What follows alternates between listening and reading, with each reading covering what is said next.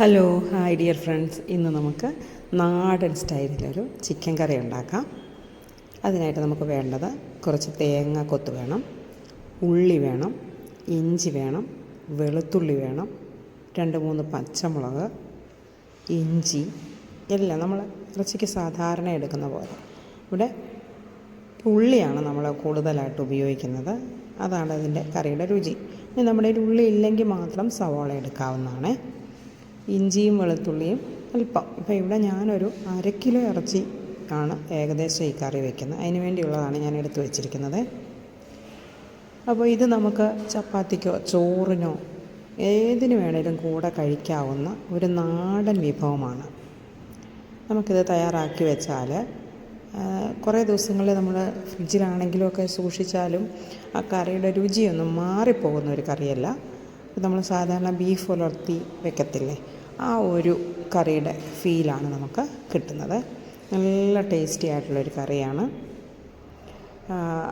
എല്ലാവരും ഇതൊന്ന് ട്രൈ ചെയ്യണം. അപ്പോൾ നമുക്ക് എങ്ങനെയാണ് ഇത് പ്രിപ്പയർ ചെയ്യുന്നതെന്ന് നോക്കാം. വളരെ എളുപ്പത്തിൽ നമുക്ക് ഉണ്ടാക്കിയെടുക്കാം കേട്ടോ.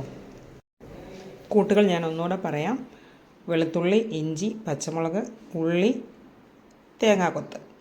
നമുക്ക് പാത്രത്തിലേക്ക് എണ്ണ ഒഴിച്ച്, വെളിച്ചെണ്ണയാണ് എന്നോട് ഉപയോഗിക്കുന്നത്, അതിലേക്ക് കടുകിട്ട് പൊട്ടിക്കാം. ഈ കറിക്ക് നമുക്ക് ധാരാളം കറിവേപ്പില ഇട്ട് കൊടുക്കാം. ഞാനിതിന് മല്ലിയില ഇട്ടിട്ടില്ല. സാധാരണ ചിക്കൻ കറി വയ്ക്കുമ്പോൾ ഞാൻ മല്ലിയില ഇടാറുണ്ട്. പക്ഷേ ഈ കറിയിലേക്ക് ഞാൻ മല്ലിയില ഇതുവരെ ഇട്ട് നോക്കിയിട്ടില്ല കേട്ടോ. ആദ്യം നമുക്ക് വെളിച്ചെണ്ണ ഒഴിച്ച് കടുക് പൊട്ടിക്കാം. കടുക് നന്നായിട്ടൊന്ന് പൊട്ടി വന്ന് കഴിയുമ്പോഴേക്കും വേണം നമുക്കതിലേക്ക് കറിവേപ്പില ഇട്ട് കൊടുക്കാം. അതിനേക്കാളൊക്കെ ആദ്യം നമുക്ക് തേങ്ങ ഇട്ട് കൊടുത്ത്, തേങ്ങാക്കൊത്തിട്ട് കൊടുത്തൊന്ന് വഴറ്റിയെടുക്കണം. ഒത്തിരി നമ്മൾ ബീഫ് ഫ്രൈ ഉണ്ടാക്കുമ്പോൾ നമ്മൾ നല്ലതായിട്ട് വഴറ്റിയെടുക്കത്തില്ലേ, അങ്ങനെ വഴറ്റേണ്ട ആവശ്യമില്ല. പക്ഷേ എന്നാലും നമ്മൾ കുറച്ചൊന്ന് അതിലേക്ക് ഉപ്പും മഞ്ഞളും ഒക്കെ ഒന്ന് പിടിക്കത്തക്ക വിധം നമ്മളതിനെ ഒന്ന് വഴറ്റിയെടുക്കണം. അതാണ് ആ കറിയുടെ രുചി എന്ന് പറയുന്നത്. അതുകൊണ്ട് എല്ലാവരും ആ കാര്യം മാത്രം ഒന്ന് ശ്രദ്ധിച്ചാൽ മതി. ആദ്യം നമുക്ക് തേങ്ങാക്കൊത്തിട്ട് വറുത്ത് കൊടുക്കാം. അങ്ങ് വറുത്തെടുക്കുമ്പോൾ ഒത്തിരി കരിഞ്ഞു പോകണ്ട, അത്യാവശ്യം നല്ല ഒന്ന് മുരിഞ്ഞാൽ മതി. തേങ്ങാക്കൊത്ത് വറുത്ത് കഴിയുമ്പം നമ്മൾ തേങ്ങാക്കൊത്ത് വറുക്കുന്ന കൂടെ തന്നെ അതിന് വേണ്ടിയുള്ള ഉപ്പും അതിന് വേണ്ടിയുള്ള മഞ്ഞൾപ്പൊടിയും കൂടി ഇട്ട് കൊടുക്കണം കേട്ടോ. ഈ സമയത്ത് മാത്രമേ തേങ്ങാക്കൊത്തിൽ ഉപ്പ് പിടിക്കത്തുള്ളൂ. അത് കഴിഞ്ഞ് പിന്നെ നമ്മൾ ഉപ്പിട്ടാൽ തേങ്ങാക്കൊത്തിൽ ഉപ്പ് പിടിക്കത്തില്ല. അതുകൊണ്ടാണ് ഈ കൂടെ തന്നെ നമ്മൾ ഉപ്പ് ഇടും, മഞ്ഞൾപ്പൊടി ഇട്ട് ഇളക്കി കൊടുക്കും. അത് നന്നായിട്ടൊന്ന് ഒരു ചെറിയ ബ്രൗൺ കളറാകുന്നത് വരെ നമുക്കൊന്ന് ഇളക്കി കൊടുക്കാം. അത് നമ്മൾ കൈവിടാതെ ഇളക്കണം എന്നൊന്നുമില്ല. പക്ഷേ എന്നാലും എണ്ണയിൽ കിടന്ന് ചില തേങ്ങാക്കൊത്ത് മാത്രം ഒന്ന് മുരിഞ്ഞു പോകാതെ നമ്മൾ ഇടയ്ക്കിടയ്ക്ക് ഒന്ന് ഇളക്കി കൊടുത്താൽ മതി. അതിന് ശേഷമാണ് നമ്മൾ ഓരോന്നോരോന്നായിട്ടിട്ട് ഇളക്കി ഒന്ന് വഴറ്റിയെടുക്കുന്നത്. നന്നായിട്ടൊന്ന് സോട്ടായി കഴിയുന്നതിൻ്റെ ആവശ്യമേ ഉള്ളൂ. ഒരുപാടങ്ങ് ഡ്രൈ ആക്കി ബ്രൗൺ കളറൊന്നും ആക്കി എടുക്കണ്ട കേട്ടോ. ഈ സമയം നമുക്ക് കറിവേപ്പില ഇട്ട് കൊടുക്കാം. ഈ കറിയിൽ കറിവേപ്പില നല്ലൊരു രുചിയാണ്. നമുക്ക് എത്ര കറിവേപ്പില ഇട്ടാലും കുഴപ്പമൊന്നുമില്ല. കറി കാണാനും കഴിക്കാനും അപ്പോൾ നല്ലൊരു ടേസ്റ്റായിരിക്കും. ഇനി നമുക്ക് ഇഞ്ചിയും വെളുത്തുള്ളി ഇട്ട് കൊടുക്കാം. ഇഞ്ചിക്കും വെളുത്തുള്ളിക്കൊക്കെ ഒരു കുത്തൽ മണമുണ്ടല്ലോ, ആ റോ സ്മെല്ലൊന്ന് പോയി കഴിയുമ്പോൾ നമുക്ക് ബാക്കിയൊക്കെ ഇട്ട് കൊടുക്കാം. ഇതിനകത്തേക്ക് നമുക്ക് നമ്മളെടുത്ത് വെച്ചിരിക്കുന്ന വെളുത്തുള്ളി, ഇഞ്ചി, കൊച്ചുള്ളി നമുക്ക് ചേർത്ത് കൊടുക്കാം. ആ ചെറിയ ഉള്ളി ആണ് അതിൻ്റെ അകത്തെ ടേസ്റ്റ്. ചെറിയ ഉള്ളി മാത്രം ഇട്ടും വയ്ക്കാം, സവാളയും കൂടി ഇട്ട് വയ്ക്കാം. ചെറിയ ഉള്ളി മാത്രം ഇടുമ്പോൾ അതിന് പ്രത്യേക ഒരു ടേസ്റ്റാണ്. നിങ്ങൾക്ക് എങ്ങനെയാണോ അതിന് ഇഷ്ടം അങ്ങനെ തന്നെ ചെയ്യുക. ഇവിടെ ഞാനൊരു ചെറിയ സവാളയുടെ പകുതിയും കൂടെ ചേർത്തിട്ടുണ്ട്. ഒരല്പം ഗ്രേവി പോലെയൊക്കെ ഒന്ന് ആവാൻ വേണ്ടിയായിരുന്നു അങ്ങനെ ചെയ്തത് കേട്ടോ. ഉള്ളി മാത്രം ഇട്ട് വെക്കുകയാണെങ്കിൽ നന്നായിട്ട് വഴറ്റി വെച്ചാൽ ഈ ചിക്കൻ കറി കേടാകാതിരിക്കും. കുറേ ദിവസങ്ങൾ നമുക്ക് ഉപയോഗിക്കാം. ടിഫിനൊക്കെ കൊണ്ടുപോകാനായിട്ട് സൂപ്പറാണ് കേട്ടോ. കാരണം ഒരുപാട് ഗ്രേവി ഇല്ല, പക്ഷേ എന്നാൽ അത്യാവശ്യത്തിന് നല്ല സ്പൈസിയുമാണ്. ഇനി നമുക്കിതിലേക്ക് നന്നായിട്ടൊന്ന് വഴഞ്ഞു വന്നു കഴിയുമ്പോൾ നമുക്കതിലേക്ക് മല്ലിപ്പൊടിയും മുളക് പൊടിയും ചേർത്ത് കൊടുക്കാം. ഞാനിവിടെ 1/2 കിലോ ചിക്കനാണ് എടുത്തിരിക്കുന്നത്, ഞാൻ പറഞ്ഞല്ലോ. അതിലേക്ക് ആവശ്യമായ ഒരു 1.5 ടീസ്പൂൺ മല്ലിപ്പൊടിയും 1 ടീസ്പൂൺ മുളക് പൊടിയും ഞാൻ ഇതിനകത്തേക്ക് ചേർത്ത് കൊടുത്തിട്ടുണ്ട്. പിന്നെ നമുക്കിതിലേക്ക് ആവശ്യമുള്ളത് ഞാൻ ചിക്കൻ മസാലയാണ് ചേർക്കുന്നത്. സാധാരണ ഞാൻ ചിക്കൻ മസാല ചേർക്കാറില്ല, പക്ഷേ ഈ കറിക്ക് ചിക്കൻ മസാല ചേർക്കുമ്പം ഒരു പ്രത്യേക ടേസ്റ്റാണ്. നമ്മളിവിടെ സാധാരണ M3 സ്പൈസസിൻ്റെ ചിക്കൻ മസാലയും മീറ്റ് മസാലയും ഒക്കെ വാങ്ങിക്കാറുണ്ട്. നല്ല പൊടികളാണ്, ഒരു മായവും ഒന്നുമില്ലാതെ നല്ല രീതിയിൽ തന്നെ നമുക്കത് കിട്ടുകയും ചെയ്യും. പ്രൊമോഷനായിട്ടൊന്നും പറഞ്ഞല്ല കേട്ടോ, ഞാൻ ഉപയോഗിച്ച് നോക്കി നല്ലൊരു സാധനം ആയതുകൊണ്ട് നിങ്ങൾക്കൂടെ ഷെയർ ചെയ്തെന്ന് മാത്രമേ ഉള്ളൂ. അവരുടെ കമ്പനികളിലുണ്ട്, ഫാക്ടറിയിൽ നിന്ന് പൊടിച്ച് നമുക്ക് നേരിട്ട് പാക്ക് ചെയ്ത് തരുന്നു, അത്രേ ഉള്ളൂ. ഇനി നമുക്ക് ആ ചിക്കൻ മസാല ഞാനൊരു 1.5 സ്പൂണിനകത്തേക്ക് ചേർത്ത് കൊടുത്തു.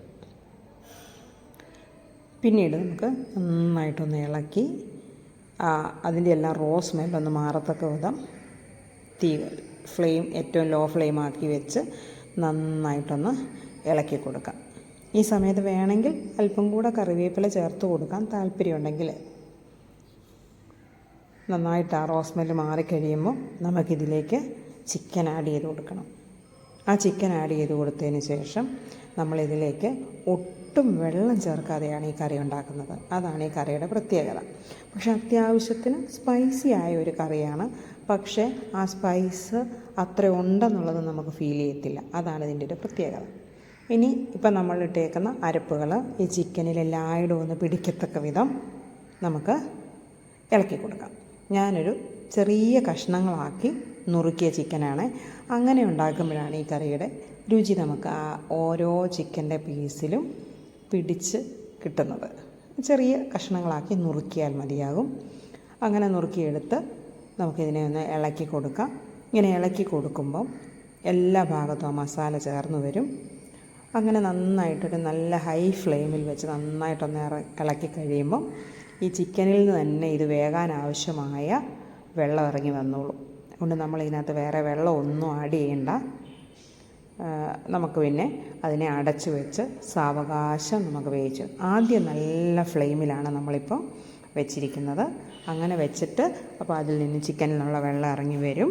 ആ വെള്ളത്തിൽ കിടന്നാണ് നമ്മളിത് ഈ ചിക്കൻ കറി നമ്മൾ കുക്ക് ചെയ്തെടുക്കുന്നത്.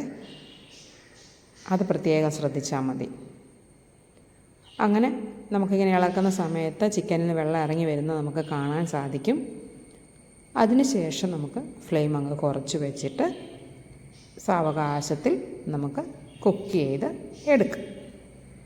വളരെ ഒരു 10 മിനിറ്റ് മതി നമുക്ക് ശരിക്കും ഇത് കൂട്ടി എടുത്ത് വെക്കാനായിട്ട്.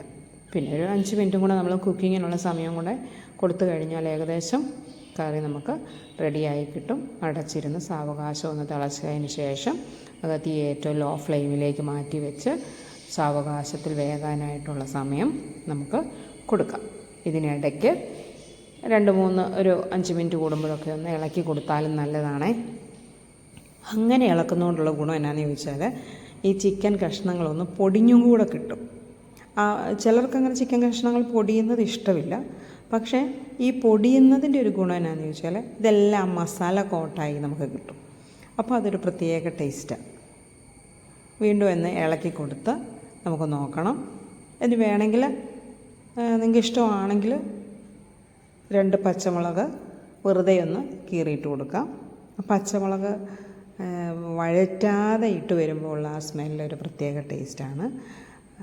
മുളകിൻ്റെ ആ സ്പൈസ് ഇഷ്ടമില്ല എന്നുണ്ടെങ്കിൽ ഇടണമെന്നില്ല, ഇട്ടാൽ നല്ലതാണ്. അപ്പോൾ നമ്മുടെ കറി റെഡിയായി. ഇനി നമുക്ക് ചപ്പാത്തിയുടെ കൂടെയോ ചോറിൻ്റെ കൂടെയോ പൊറോട്ടയുടെ കൂടെയോ അപ്പത്തിൻ്റെ കൂടെയോ ഈവൻ കപ്പ വേവിച്ചതിൻ്റെ കൂടെ ആണെങ്കിൽ പോലും സൂപ്പറായൊരു കോമ്പിനേഷനാണ്. നിങ്ങൾ ഇതുവരെ ഇത് ട്രൈ ചെയ്തിട്ടില്ലെങ്കിൽ ഒന്ന് ട്രൈ ചെയ്യണം. എന്നിട്ട് ഇതിനെക്കുറിച്ചുള്ള അഭിപ്രായങ്ങൾ പറയണം എല്ലാവരും. കാരണം നമ്മുടെ വീട്ടിലുള്ള എല്ലാ ഇൻഗ്രീഡിയൻസാണ് നമ്മൾ ഉപയോഗിക്കുന്നത്, അല്ലാതെ പുതിയതായിട്ട് ഓരോ ഐറ്റം പോലും നമ്മളിതിനകത്ത് ചേർക്കുന്നില്ല. അതുകൊണ്ട് എല്ലാവരും ഇതൊന്ന് ട്രൈ ചെയ്തിട്ട് അഭിപ്രായങ്ങൾ പറയണം. നിങ്ങൾ ഇതുവരെ ഈ ചാനൽ സബ്സ്ക്രൈബ് ചെയ്തില്ലെങ്കിൽ ഒന്ന് സബ്സ്ക്രൈബ് ചെയ്യണം. അതുപോലെ നിങ്ങളുടെ ഫ്രണ്ട്സിനും ഫാമിലിക്കും ഒന്ന് ഷെയർ ചെയ്ത് കൊടുത്ത് സപ്പോർട്ട് ചെയ്യാൻ മറക്കരുത്. ഇതുപോലെ നല്ല ടേസ്റ്റിയായ നിരവധി റെസിപ്പികൾ നമ്മുടെ ചാനലിലുണ്ട്. കണ്ടു നോക്കാത്തവരൊന്ന് കണ്ടു നോക്കി അഭിപ്രായങ്ങളൊക്കെ പറയാനും സപ്പോർട്ട് ചെയ്യാനും മറന്നു പോകരുതേ. അതുപോലെ വീണ്ടും മറ്റൊരു അടിപൊളി വിഭവമായിട്ട് നമുക്ക് തമ്മിൽ വീണ്ടും കാണാം. അതുവരേക്കും എല്ലാവരും സന്തോഷമായിട്ടിരിക്കുക. ആരോഗ്യത്തോടെ ഇരിക്കുക എന്നുള്ളതാണല്ലോ നമ്മുടെ ജീവിതത്തിലെ ഏറ്റവും വലിയ കാര്യം. എല്ലാവരും ഹെൽത്തി ആയി തന്നെ ഇരിക്കാനായിട്ട് ശ്രമിക്കുക. വീണ്ടും കാണാം. Thank you.